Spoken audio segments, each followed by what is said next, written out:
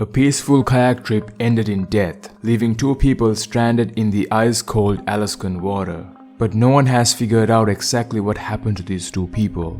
You ever hear one of those stories that makes you just stop and think, like how fast something peaceful can turn into something tragic? This happened just a little over a week ago, on July 20th of 2025, way up in the Sitka, Alaska.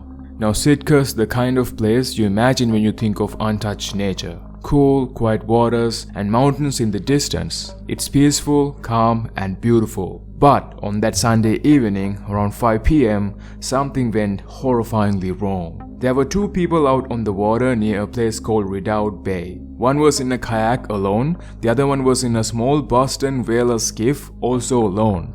Just two people out enjoying the Alaskan wilderness, doing what folks up there do all the time. Now, no one exactly knows what happened next, but both vessels, the kayak and the skiff, capsized. Maybe the water got rough, maybe they hit something, maybe it was just bad luck. But just in a few moments, both people were suddenly in the freezing cold water. And in Alaska, the water kills so fast. Someone nearby heard the emergency call go out over the radio, then the Coast Guard gets involved, Sitka's fire department launches their boat, helicopters begin circling, and just like that, what was supposed to be a quiet evening becomes a full-blown rescue mission. A few local boaters, just regular folks, were listening on their radios, and they didn't wait. They rushed out to help, not even thinking twice. That's the kind of community Sitka is. One of them, a good Samaritan, managed to pull a man from the skiff out of the water. He was cold, shaken, but alive. He got lucky. But the woman, the one in the kayak, wasn't so lucky.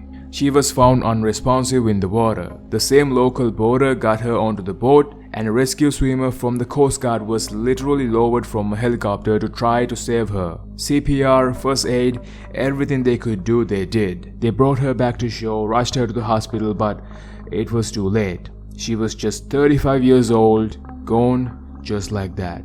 And the crazy part is that there was no big storm, no obvious warning signs, just two people out on the water.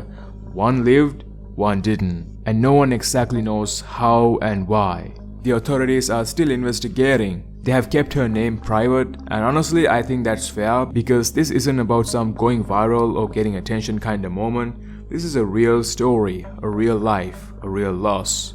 But I wanted to share this story with you guys because we forget how fast things can change. One moment you are in nature, feeling calm, soaking it all in, and then the next you are fighting for your life. So always be mindful of your surroundings and just be careful.